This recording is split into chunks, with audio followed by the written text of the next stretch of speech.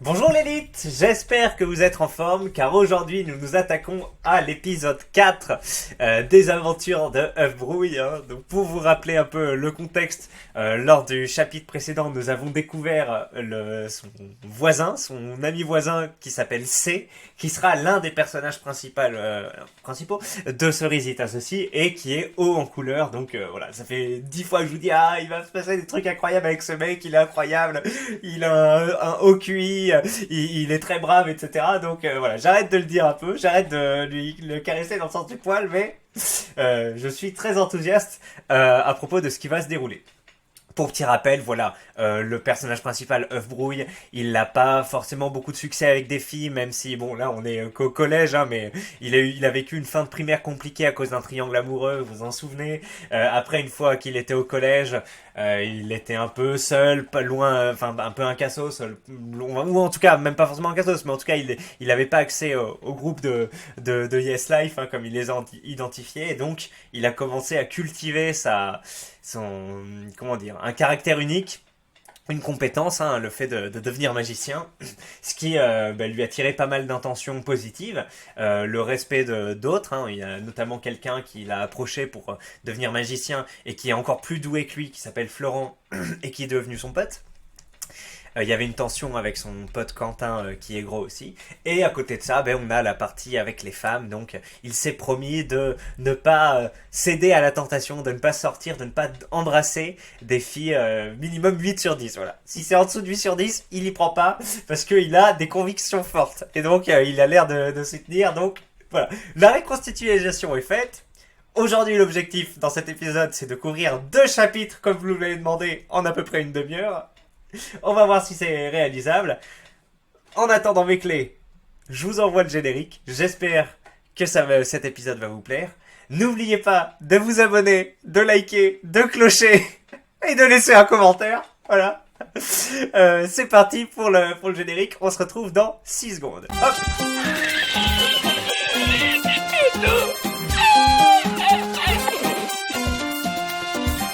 Hop là. Alors, chapitre 4, Espoir broyé. Nous nous étions donc arrêtés au moment où ce sacré C avait réussi à pénétrer chez moi par effraction, muni de son ordinateur portable. Reprenons-en là. Donc là, il se réveille.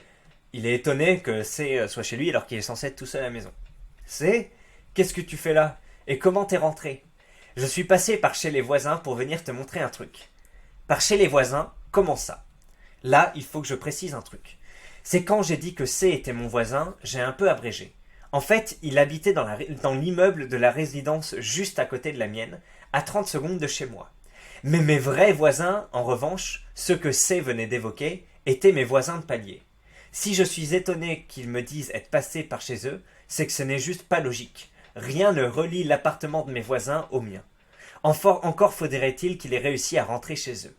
Et même chez eux, impossible d'accéder chez moi, excepté en sautant de leur balcon jusqu'au mien, les deux étant séparés d'un bon mètre et demi au-dessus du vide. Voilà, il dit, je suis passé par les voisins, mais il se dit, mais quel est le rapport? Les voisins, tu sais, on n'est pas côte à côte, il y a les balcons qui nous séparent.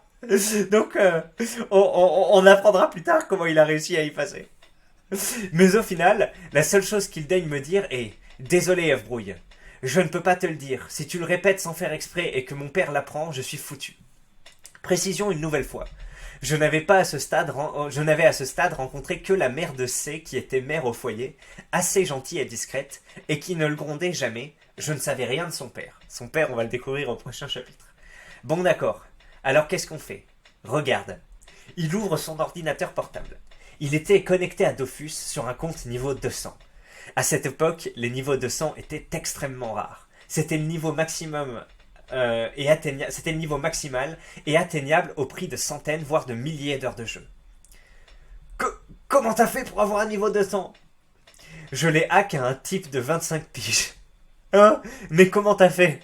Laisse tomber, on s'en fout. On va le revendre, j'ai déjà un mec qui veut me l'acheter pour 475 euros. Quoi? Et tu veux faire quoi avec 500 balles? 475 balles. Bah à ton avis, on va pouvoir appeler une escorte. Je vous jure que c'est 100% no fake et qu'il était sérieux. On avait souvent rigolé de ça, mais je pensais qu'il déconnait alors que c'était son plan depuis le début. Donc vous vous rendez compte la précocité du type. Le gars, il a 12 ans, il a un compte Dofus. Niveau 200, à l'époque, je sais pas si c'était plus simple ou plus dur qu'aujourd'hui, mais bon, c'est quand même assez technique de hacker, surtout qu'à l'époque, tu devais pas avoir tellement de tutoriels ou autre pour le faire. Et en plus, il va le vendre hein, assez cher et il veut utiliser cet argent. Pourquoi? C'est quand même incroyable. Une escorte? Ouais, j'espère qu'elle pourra faire comme sur la vidéo d'hier. Attends, j'ai Louise qui m'appelle. Louise! Chut, j'entends rien, œuf brouille. Ouais, allô? Ouais, ce soir, Dac. À ce soir, ma loulou. Ma loulou? D'où tu la connais? Je l'ai rencontrée au championnat d'échecs junior. Hein? Elle joue aux échecs? Et tu joues aux échecs? Ben oui, j'ai même gagné le tournoi régional contre elle en finale. C'est trop pour moi. Pourquoi, tu la connais aussi? Bah, Bon, tu me raconteras une autre fois. Je vais rejoindre Nad. Nad? La meuf super jolie là? Tu connais aussi Nad? Bah ouais, pourquoi? Pour rien. Je le laisse partir, encore sur le choc. Bon sang, comment avais-je pu rater ça? Était-il un pur yes life? Après tout, les nombreux moments que nous avions partagés se limitaient à jouer, déconner et en apprendre plus sur les simples techniques d'onalisme. C'est donc songeur que je décide d'aller me relaxer dans ma douche. Quelques jours se passèrent sans incident très grave, la rentrée de 5e était passée. Durant les premiers jours de 5e, je retrouve mon autre meilleur ami, El Famoso magicien, Florent. Nous décidons de créer notre chaîne YouTube. Un troisième magicien nous rejoint, il s'appelait Ilyes.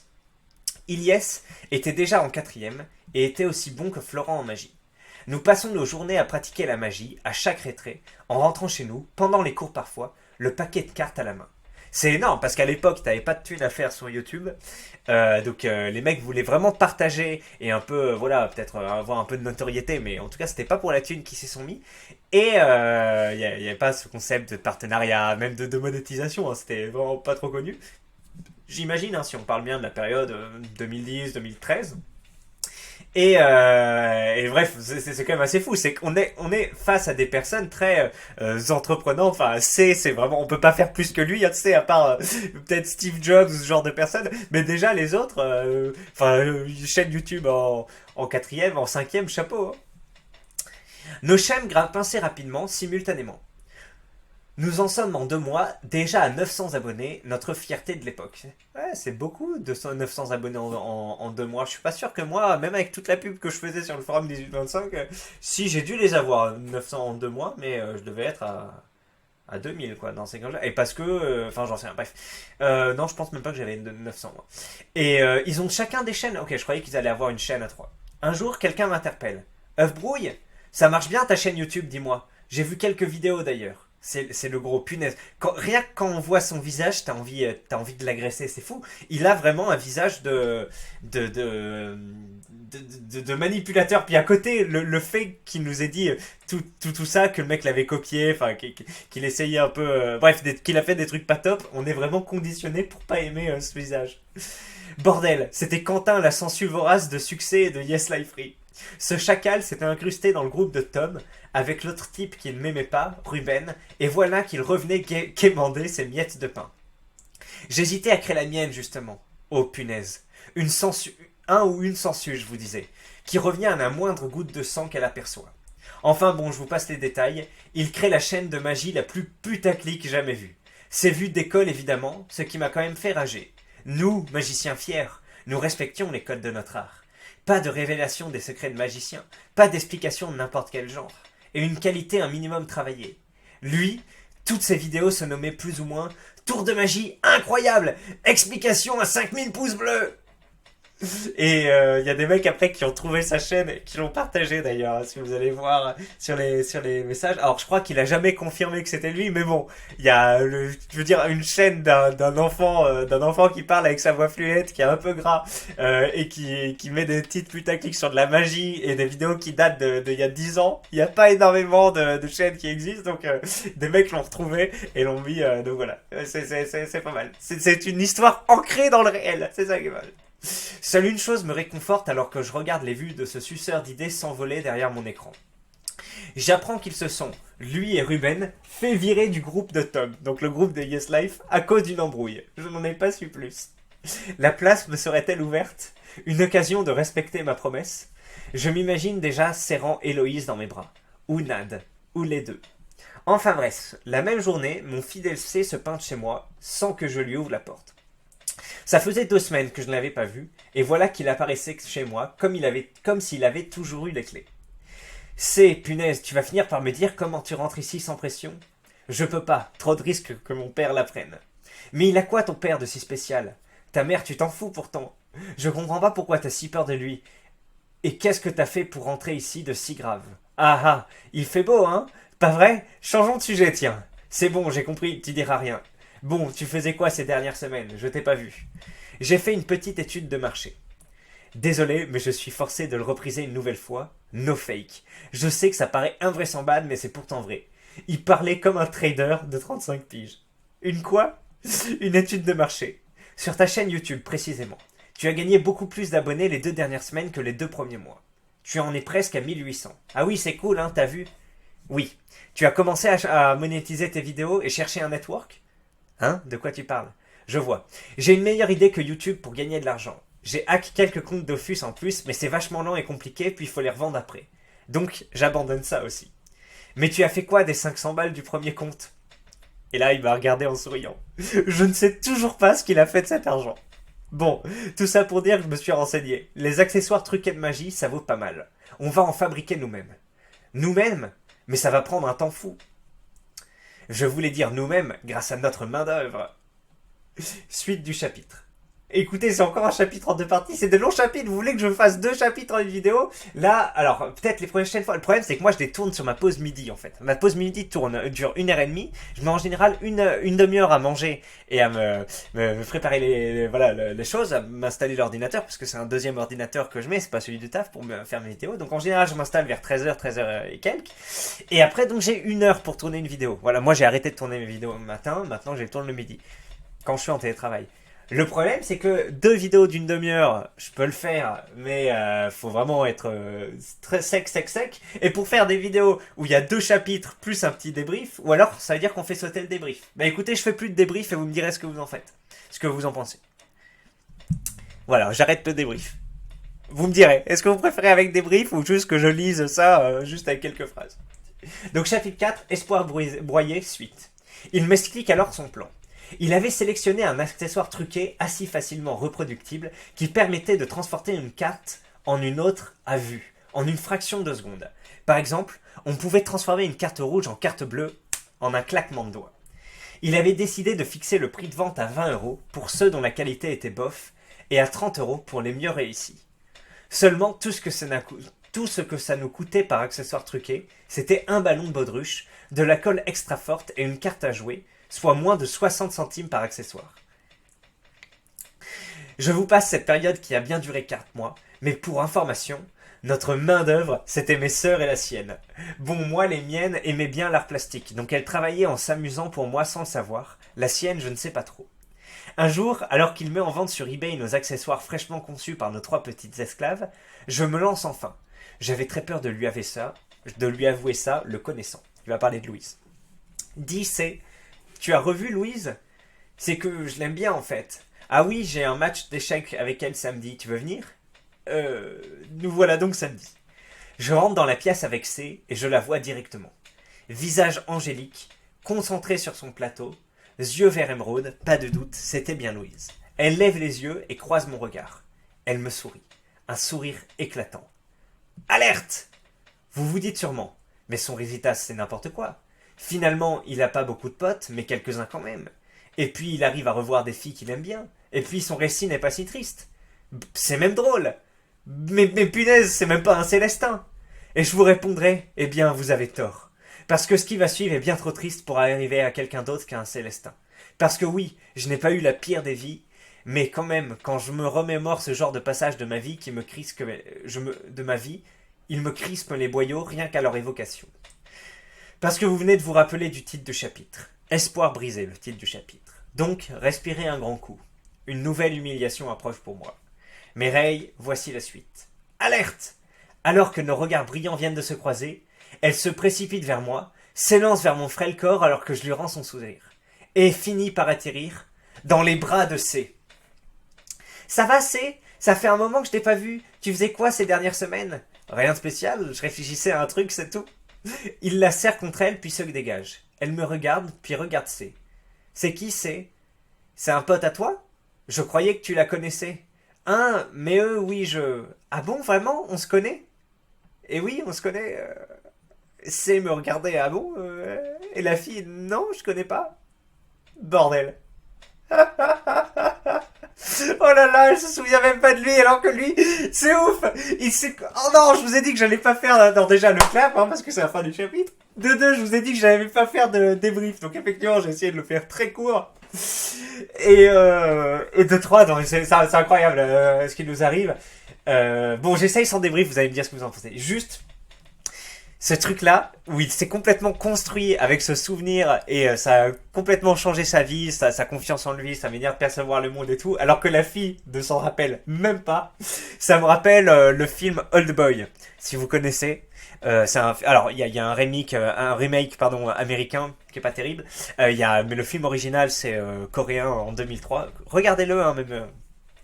Il y a pas forcément en famille parce qu'il y a des scènes, voilà, mais regardez-le de votre côté ou avec votre copine. C'est un super film. Et en fait, c'est le principe du film. Il y a un mec qui a fait du mal à un autre gars. Il s'en souvient pas. Pour lui, c'était une ou deux phrases qu'il a dit et qui après ont pris des proportions énormes. Mais le mec, il est même pas au courant de ses conséquences. Et il y a l'autre qui a vécu un drame à cause de ces phrases et qui se venge contre le mec, le personnage principal. Et du coup, en fait, comment ça s'appelle, le principe du film, c'est de se dire, mais pourquoi il se venge? Le mec a 5 jours pour voir pourquoi le mec lui en veut, pourquoi le mec se venge, et sinon le mec va dire dans 5 jours je vais me suicider et tu sauras jamais pourquoi je t'ai fait ça. Et pourquoi je t'ai fait ça? Parce que le mec l'a enfermé pendant 15 ans. Hein. Donc il a payé des gars pour le capturer, pour l'enfermer pendant 15 ans. L'autre pendant 15 ans il a eu aucune nouvelle, sa famille est morte. Enfin, oui je crois que sa famille est morte, ouais. Et après quand il sort, il est largué comme ça, il y a un mec qui lui passe un coup de téléphone, il fait ouais c'est moi qui t'ai enfermé pendant 15 ans.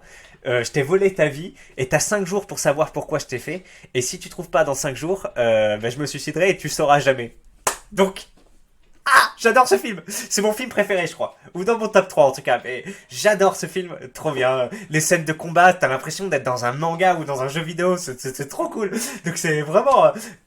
Et quand j'ai vu ce film, j'avais une sensation bizarre, un peu dépressive pendant 2 jours. Parce qu'à la fin, c'est une espèce de fin ouverte, tu comprends pas trop. Donc c'est vraiment le film que j'adore. Et là, ça me rappelle ça, quoi. Ça veut dire, d'un côté, lui, il porte les stigmates pendant X années. Il a super mal vécu la fin du primaire et tout. Et elle s'en souvient même pas. On sait même pas si elle fait semblant de pas s'en souvenir ou pas. Donc on va voir le prochain chapitre. Donc assez incroyable, assez incroyable. Allez, je passe au prochain chapitre. Vous avez vu, je vous ai mis une toute petite... comment j'appelle ça déjà? J'appelle ça comment ces passages-là? Toute petite analyse, mais pour pouvoir passer plus rapidement, pour vous lire 2 chapitres comme vous me l'avez demandé. Bon alors, voici la suite. Je sais que je peux être long, mais encore une fois, c'est à cause de mon travail. C'est pour ça que je peux pas vous dire quand je publierai la suite.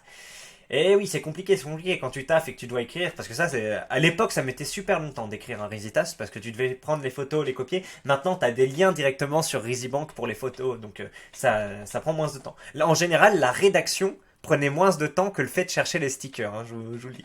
Maintenant, ça va quand même plus vite. Mais bon, maintenant, il y a plus beaucoup de gens qui font des Rizitas, le délire, c'est assez. Bref. Chapitre 5, le père de C. J'étais donc au tournoi d'échecs de C où j'avais revu Louise qui ne m'avait pas reconnu. Mais enfin, Louise, tu sais, c'est-à-dire que... Mais si, on s'est connus... Œuf Brouille, c'est toi? Oui, c'est moi. Oh, désolé, Œuf Brouille, je ne t'ai pas reconnu avec ces cheveux, dis donc.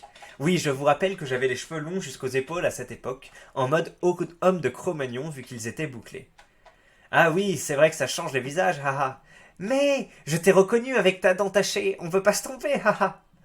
Bordel, à ce moment, je m'en suis pas rendu compte, mais cette phrase m'a hanté pendant longtemps. Moi qui complexais déjà d'être petit, je faisais 1m49 à l'époque quand il y avait déjà des géants de 1m80, je me tapais un deuxième complexe gratuitement. Je vous ai dit que mes dents pourries allaient me causer du tort.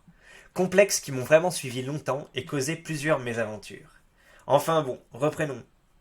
Oui, haha, c'est vrai que ça se voit. Bon, tu deviens quoi? Alors juste, je vous interromps, regardez ce sticker, s'il vous plaît. Je l'utilise parfois, je l'adore. Attendez. Là, déjà le sticker de base où le mec s'éponge, où c'est Manuel Valls, là, c'est ouf. Mais alors là, avec la déformation du corps, on dirait un poisson. Il est énorme celui-là, il me fait trop marrer. Bon alors, tu deviens quoi? Je vais déménager dans le sud. Ah, c'est cool, super ça. Quand? Demain. Demain? Oui, Brouille, demain. Bon bah adieu alors, hihi. Et c'est tout. Elle m'a vraiment dit ça, et est partie jouer sa partie sans se retourner, puis a disparu. Cool, pas vrai? Enfin bon, je dois reconnaître que ça a eu un effet positif. Ce jour-là, en voyant Louise s'éloigner de moi, et en humant pour la dernière fois le fumet délicat que dégageait sa chevelure rayonnante, j'ai su que j'étais définitivement détaché d'elle. Est-ce que je l'ai revue un jour? Non. Est-ce que j'ai eu de ses nouvelles et su ce qu'elle était devenue? Oui. Mais qu'importe. Ce jour-là, je faisais mon deuil pour de bon, et je laissais passer mon passé derrière moi pour un futur meilleur. Adieu, Louise. Je vous fais une pause de 5 secondes, c'est ce qu'il y a de mieux à faire. Si ça marche pas avec quelqu'un, à part si c'est votre famille, hein, et je parle pas au niveau sentimental, hein, je parle au niveau amitié, mais beaucoup plus au niveau sentimental, hein, si vous êtes amoureux d'une fille ou autre, il n'y a rien de plus torturant, et j'ai connu cette situation, ça a duré 2 ans, où tu crois qu'il y a un espoir avec une fille, et tu y penses souvent, et de temps en temps tu vas la contacter, tu sais jamais comment ça se passe, et tu construis des sidérés, et tu prends jamais tes burnes en main. Donc, c'est de la torture à petit feu, et c'est méprisable, ça ne vous fera pas avancer, ça vous fera souffrir, et c'est très compliqué. Et pour la fille, en plus, d'ailleurs, c'est pas forcément très agréable, même si elle s'en rend pas compte. Donc soit vous prenez les burnes en main dès le début ou au bout d'un certain moment où vous sentez que ça se passe bien et vous y allez. Bon, c'est le concept de la friendzone, hein, donc là, si vous êtes piégé, hein, c'est pas vraiment ça, mais si vous n'avez pas eu une attitude depuis le départ qui lui a laissé penser que vous étiez intéressé par elle ou vous étiez un potentiel, un potentiel partenaire pour elle, bon voilà, c'est trop tard. Bon, au moins vous êtes fixé dès le départ que c'est foutu et après ça sort de votre vie. Voilà, c'est pas dans le but, oui, on peut rester amis et tout, oui, mais le problème c'est que si tu restes ami, si tu restes copain avec, ça va te faire souffrir parce que tu auras toujours une ambiguïté au fond de toi. Tu vas être le soir dans ton lit, tu vas y penser, peut-être que tu vas pas que y penser. Hein, je vous rappelle le dernier chapitre, voilà. Tu vas y penser de différentes manières, ça va te torturer et c'est une situation méprisable. Donc il faut couper tous les liens. Et donc là, s'il y a quelque chose qui lui arrive de très bien, c'est qu'elle se barre et donc c'est très bien. Il devrait supprimer, s'il était sur Facebook à l'époque, même la bloquer ou autre, pour que vraiment il n'ait pas de manière de retomber sur ses photos ou d'autres choses. C'est comme ça. C'est comme le loup qui est pris au piège quand il marche dans la forêt. Là, il est obligé de se bouffer la patte, sinon le mec va venir et le tuer. Ben c'est pareil. Là, t'es obligé de t'arracher cette partie-là. Ça fait beaucoup moins mal que la patte du loup. Donc respect au loup. Je sais pas si c'est un vrai truc ou pas, mais en tout cas, si c'est vrai, ils sont déter ces loups. Donc comme le mec dans 127 heures là. Je suis en train de m'éloigner du sujet, mais vous avez vu ce que je voulais dire. S'il y a bien une leçon à retenir de ce chapitre, c'est ça. Et encore, on en est qu'au début. Alors, mon esprit était libéré de cette sirène, et j'allais pouvoir me consacrer pleinement à la promesse que je m'étais donnée. Trouver, avant mes 13 ans, excusez-moi, une fille que je considérais aussi bien ou mieux que Louise, du point de vue physique comme mental. Je vous l'ai déjà dit, j'ai tenu cette promesse. Et c'est pour ça que jusqu'à avril, le jour de mes 13 ans, je me retrouve seul, faute d'avoir pu trouver cette fille. Ce jour-là, alors que je souffle les bougies en famille et que ma mère me dit de faire un vœu, je me répète les mêmes promesses. En changeant 13 par 14, je réussirai, j'en fais le serment. Mais, je pratique, donc le temps passe, hein, on ne sait pas quand est son anniversaire, mais là on arrive en mai. Je pratique toujours énormément la magie, j'ai un paquet de cartes à la main tout le temps. Nos chaînes YouTube à moi, Ilyes et Florent stagnent à 2500 abonnés. La chaîne de Quentin a dépassé les 250 000 vues, mais dispose d'un ratio de pouces rouges impressionnant. Maintenant, on peut les masquer, les pouces rouges. Vous avez fait une vidéo là-dessus. Je me gratte beaucoup le nez, je prends aucune substance. Hein, c'est juste, je sais pas, quand je lis, ça me titille un peu. Le groupe de Tom et des filles ont viré Ruben et Quentin, je vous le rappelle, mais reste inaccessible pour moi. Ah, il n'a pas réussi à s'insérer dans le groupe des Yes Life. Que s'est-il passé jusqu'à mai? Pas grand-chose. J'ai bien quelques anecdotes, mais bon. Comme cette fois en cours de physique où, assis à côté d'une fille, Charlotte, assez mignonne et jusque-là très gentille avec moi, elle me demande « Dis, Brouille, tu veux faire quoi plus tard ?»« Médecin spécialiste, ophtalmo sûrement, ou dentiste, je sais pas. Fais ophtalmo, je te conseille. »« Ah ouais, pourquoi pas dentiste ?»« Sans vouloir te vexer, tu aurais pas trop de succès avec tes dents, hihi. » Oh, finesse, l'enfoiré. « Ah ouais, haha, ça me vexe pas du tout. » Aïe, mon estime de moi baisse encore plus. Après ce jour, j'ai commencé à moins sourire. Et à parler en ouvrant le moins la bouche possible, voire ne pas parler du tout quand j'en avais la possibilité. Aïe aïe aïe, c'est dur, c'est dur. Pour ça, moi aussi, de base, je sais pas, pour me faire remarquer, pour avoir un sujet de conversation intéressant, je faisais remarquer un peu, mais c'était pas un but méchant, hein, mais ce genre de caractéristiques physiques. Puis après, en fait, tu dis, merde, peut-être que les gens, ils complexent dessus. Donc, faut éviter, voilà, faut éviter, même si tu les vois, tu vois quelqu'un loucher, tu vois quelqu'un parler comme ça ou autre. Enfin, non, mais ça, même ça, je pense que j'avais une décence au fond de moi où tu faisais pas remarquer. Mais bon, faut toujours essayer de, voilà. Enfin, j'en sais rien en fait.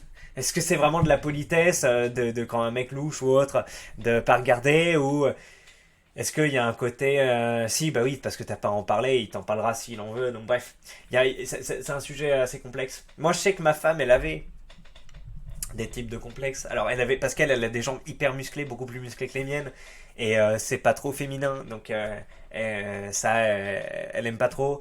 Elle a un doigt qui s'est fait, non, en fait, elle s'est coupée quand elle était petite, donc elle a un doigt qui est bizarre, où il y a l'ongle, il est scindé en deux, et il y a une espèce de crevure, de crevasse, pardon, au milieu du doigt, comme ça, sur plusieurs centimètres. Donc ça, c'était bizarre. Et elle a une très forte mâchoire aussi. Tu vois, ça, pareil, les très fortes mâchoires, c'est pas très féminin au Cambodge. C'est mieux quand on n'a pas une et tout. Et moi, c'est drôle parce que au début de notre relation, tu vois, mais je faisais sans. C'était pas un but en mode, vas-y, je vais la complimenter pour qu'elle se sente bien ou autre. Mais c'était en mode, punaise, t'as des jambes super musclées, c'est génial. Tu sais, genre, moi, j'étais un peu dans le truc go muscu, j'essayais d'avoir des jambes. Je me dis, mais tu te rends compte, t'as les jambes de moi sans faire de sport. Et donc voilà, il y avait ça. Et j'ai dit, ah ouais, moi j'aime beaucoup les mâchoires, les mâchoires comme ça. Ça se dit, c'est comme Brad Pitt, Angelina Jolie, ils ont des super mâchoires, tout ça, bah bref. Et pareil, avec le doigt, j'ai dit, ah, tu t'es fait ça, ouais, c'était comment? Et donc, j'ai dit, ah, c'est joli, c'est un peu spécial, tu vois, t'as un doigt unique. Bref, et après, elle m'a dit, ah ouais, ces petits trucs que tu m'as dit, moi c'était trois éléments que comment dire, avec lesquels j'avais du mal. Mais en fait, toi, les trois, ils t'ont plu ou en tout cas tu m'en as parlé de manière positive et ben c'est bien quoi, même les trucs où je trouve que c'est un peu négatif chez moi, toi tu le tournes en positif, donc voilà, j'ai eu ce genre de trucs. Alors c'était pas calculé de ma part, vraiment c'était parfois des sujets de conversation comme ça et je disais moi ouais, enfin en fait tu sais c'était un peu du forum, la mâchoire par exemple, je dis ah ouais bah, en France on aime bien les mâchoires carrées comme ça. Et je dis, et toi, elle est super ta mâchoire. Vraiment, d'ailleurs, il se foutait un peu de la gueule de ma femme dans la vidéo là où je l'ai tournée avec elle, où elle répond un peu aux insultes du forum. Il y a des mecs qui disent, punaise, c'est le titan mâchoire. Elle a une forme de courge, je sais pas quoi, de calma, c'était énorme. Allez, j'arrête l'interruption, excusez-moi, je lis la suite du chapitre. L'année de cinquième continue comme ça. Magie, Dofus dont je deviens de plus en plus accro, et pas le moindre contact avec une fille. Faire la bise à une fille devient mon premier palier à atteindre pour remplir ma promesse. J'ai connu ça aussi. C, de son côté, semble peu intéressé par les filles, même s'il en attire quelques-unes. Il s'est finalement lassé de la revente des accessoires de famille, de magie, mais m'a quand même passé un quart du pactole récolté, quelques 400 euros. C'est fou, hein, à 12 ans déjà de se faire cette thune. En entrepreneur, même pas en... Bref. Je ne sais plus trop ce qu'il a fait à côté, car on se croise de moins en moins, nos horaires de cours étant décalés. Il vient encore à l'improviste chez moi ou m'invite chez lui afin d'expérimenter la sainte technique de la douche. Sinon, on se contacte seulement pour appeler des stripteaseuses et fixer des faux rendez-vous en prenant une fausse voix grave au téléphone histoire de rire un coup ou encore jouer comme des no-life sur Dofus. Par ailleurs, il refuse toujours de me dire comment il rentre chez moi à cause de, je cite, son père et se débrouille pour le faire quand je ne suis pas là ou quand je dors. Enfin bon.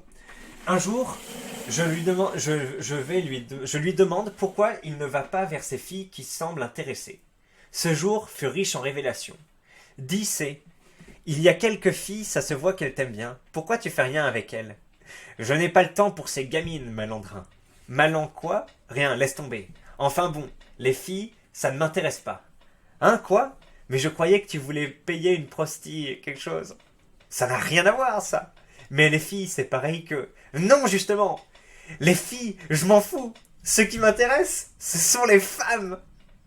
Avec l'image comme ça. Ce qui m'intéresse, ce sont les femmes. Oui, tu vois, les femmes, elles sont bien plus expérimentées. Elles savent ce qu'elles veulent. Elles savent comment te donner du plaisir. Et puis, elles ont de l'argent. Je ne sais pas trop quoi répondre, alors je me contente de le regarder, évasif. Mais bon, j'ai un plan pour me faire une milf, t'inquiète. On va au ciné? Une quoi? Une MILF. Faut vraiment tout apprendre, Brouille. Va sur un site P et regarde toutes les catégories, tu verras bien. C'est ce que j'ai fait. Mais c'est une autre histoire que vous verrez dans le chapitre suivant. Devinez quoi? Cela m'a encore causé une mésaventure hyper gênante. Mais bon, revenons où nous nous étions, car j'allais faire une découverte ce jour-là, et pas vraiment de nature S. Bon, tu m'as pas répondu. Un ciné, ça te dit? Il y a le nouveau Pirate des Caraïbes. D'accord. On y va comment? Il y a plus de bus là. T'inquiète, quelqu'un va nous accompagner en voiture. Qui donc? Mon père. Et oui, j'ai fait, après 2 ans d'amitié avec C, connaissance avec son père ce jour-là. J'ai donc compris pourquoi il en avait tant peur. Tout ce que je savais de lui à l'époque, c'est qu'il travaillait énormément car il était patron d'une boîte et ne prenait presque jamais de vacances. Et je savais aussi qu'il faisait peur à C, d'une manière impressionnante, puisque c'est la seule personne à ma connaissance qui avait de l'autorité sur lui. Il se trouve que pour une fois, le père de C était en congé, et qu'il allait nous accompagner dès qu'il serait revenu des courses qu'il était allé faire. Et soudain, la sonnette retentit, et C ouvre la porte. Et là, je comprends. Quasiment 2 mètres de hauteur, pour 100 kilos de muscles secs. Taillé non pas en V, mais carrément en Y. Barbe dense mais bien taillée, épaules saillantes, mâchoire carrée et des mains qui font la lagère de mon torse. Une montagne de muscles. Le mec était le mâle alpha par excellence. Si une personne dans le monde pouvait battre un gorille à main nue comme dans le pavé MMA, ce serait bien lui. Le père de C était tout simplement un titan vivant. Mon choc passé, il s'avère très sympa et très drôle malgré son gabarit imposant. Il me dit avoir beaucoup entendu parler de moi et nous sympathisons vite. Il dit aussi être ceinture noire 6e dame au karaté et à pratiquer cet art martial au niveau professionnel et mondial. Encore une raison de plus pour C de le craindre, je comprenais mieux. Lorsqu'on s'installe pour aller voir le film, il se met au milieu et ses épaules me poussent un peu sur le côté tellement il est large. Il est tellement massif que je ne peux même pas parler à C de l'autre côté, une muraille. Plus je le regarde, plus je me demande comment une telle montagne peut avoir donné naissance à C qui fait quasiment le même gabarit d'insecte que moi. Après, les enfants entre 1 et 15 ans, ils sont tous à peu près pareils. Même si tu fais de la muscu haute, tu vas être sec, mais il y en a qui vont être gros, mais tu peux pas encore développer de la force musculaire, de la masse musculaire très jeune. Par contre, à partir de 16-17 ans, là, normalement, oui, tu peux commencer à bien prendre. Puis à un moment du film, Jack Sparrow, le pirate rebelle, réussit à pécho la meuf magnifique. C'est comme ça que j'ai séduit ta mère, haha. Tu étais riche surtout, dit C sans détourner son regard du film. Oh, n'importe quoi, fiston. Il n'est pas drôle parfois, hein, me souffle son père à l'oreille alors que C a toujours les yeux rivés sur l'écran. Il réfléchit un peu trop parfois, c'est vrai. Ouais, j'ai du mal à le suivre parfois, mais je sais qu'il a du potentiel. Et toi alors, ça va avec les meufs? Me lâche-t-il avec un coup de coude amical qui manque de me briser 3 côtes. C'est-à-dire que... Alors, j'ai peur de me faire juger, mais j'ai une sorte d'instinct qui me dit que je me peux me confier à cet homme. Je suis nul avec les... je suis nul avec les filles, monsieur, voilà. Il me regarde, pensif. Nos regards se croisent l'espace d'un instant, et je sais qu'il sait. Qu'il sait ce que je peux ressentir. J'étais comme toi avant, tu sais. Excuse-moi, je rigole, mais c'est très caricatural, mais c'est vrai. J'étais comme toi avant, tu sais. Vraiment? Oui, je pourrais... Il se tait et me regarde, toujours songeur. Je peux vous le dire, à ce moment, j'ai eu l'impression que quelque chose de fou allait sortir de sa bouche, et j'ai le sentiment d'avoir trouvé un nouveau mentor. Mon père était charismatique et alpha, certes, mais semblait ne pas du tout me comprendre, alors que le père de C semblait lire en moi comme dans un livre. Je m'attendais à quelque chose de grandiose, comme les répliques du film que nous étions en train de mater. Du style « Je peux t'apprendre à devenir bon, petit » ou bien « Je vais te montrer la voie à suivre, en somme nous serons plus forts ». La musique du film me ramène à la réalité et je décide de me lancer. « Vous pouvez quoi ?»« Non, désolé, petit, je voulais dire que je peux rien faire pour toi. Il n'y a pas de solution à ton âge. J'ai dû attendre d'être plus grand pour avoir une chance. Au collège, les gens sont un peu cons sur les bords, et les filles aussi. Tu vas devoir t'y faire jusqu'à ce qu'ils deviennent plus indulgents. Très bon conseil. Voilà. Malheureusement, si vous êtes encore au collège, il faut faire une croix dessus. Il y a toujours des moyens de s'en sortir, mais ça va vous demander tellement de temps. Et il y a tellement d'imprévus, tu sais, de facteurs que tu contrôles pas, que c'est trop le bordel. Donc travaille sur toi au collège, commence déjà à faire du sport, à maîtriser une compétence comme il le fait, à bien travailler à l'école, tout ça, à avoir des copains si t'arrives, voilà, c'est très bien. Et puis voilà, le succès avec les filles viendra plus tard, mais en tout cas c'est tellement aléatoire et compliqué au collège que vraiment ne dépense pas d'énergie à cette époque. Il me tape dans le dos pour me réconforter, mais il me crée juste une scoliose. Ce que m'a dit son père était très dur, mais avait le mérite d'être honnête, car réaliste. Cependant, à ce moment, je refuse de me laisser abattre. Car même si le titan de père de C était fataliste, j'avais une chose qu'il n'avait pas eue à son époque. Quelque chose, ou plutôt quelqu'un, que je venais d'apercevoir 2 rangées devant nous. Quelqu'un qui allait peut-être me laisser une opportunité. Car effectivement, je venais de voir Héloïse, toute seule. Héloïse, la fille la plus jolie au cinéma. Eh ben, quelle chance. Voilà mes bons clés, on a tenu le rythme, j'ai réussi à lire 2 chapitres en un épisode pour à peu près 30 minutes, avec quelques interjections, mais pas trop. Donc c'est pas mal. Voilà, dites-moi, est-ce que vous préférez un épisode de 30 minutes dans la trentaine de minutes où je lis un chapitre et je fais des commentaires, ou plutôt 2 comme ça où je lis plus des chapitres et je fais moins de commentaires. Je pense que je parle déjà de beaucoup en fait sur ma chaîne principale L'œil de l'élite, donc ces vidéos-là, je devrais faire ça, lire ces chapitres en priorité et faire très peu de commentaires, voilà, ce serait pas mal. Bon, mes bons clés, excellente journée à vous, hein. J'espère que tout se passe bien pour vous, que cet épisode vous a plu, n'oubliez pas de liker, partager, clocher, abonnez-vous, nanana, et laissez un commentaire, voilà. En attendant, à la prochaine mes bons amis, ciao.